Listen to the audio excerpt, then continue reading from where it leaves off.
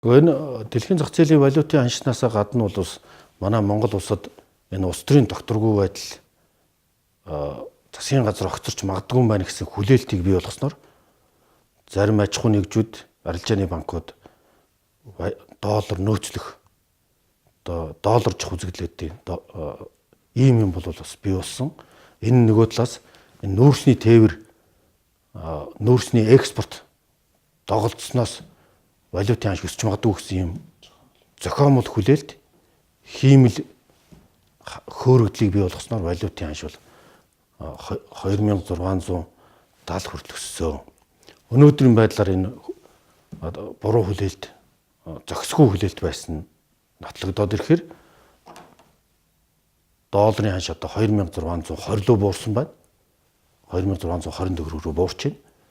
За энэ бол цаашдаа бол одоо өнөөдөр би сая Хятадын элчин сайдын хэргийг түр хамаарагчтай уулзлаа. Хил гайлын байдлыг шалгалаа.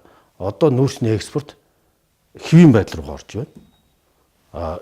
Энэ карт суулгаж байгаа болон одоо хилээр нэвтэж байгаа машинуудыг картаар нэвтрүүлдэг.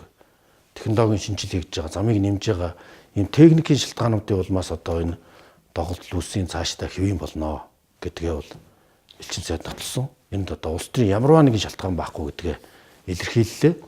Ийм учраас одоо нүүрсний экспорт бол хэвийн үргэлжлэнэ. Энэ долларын ханш бол эргээд хэвийн төлөв байдалтай орно.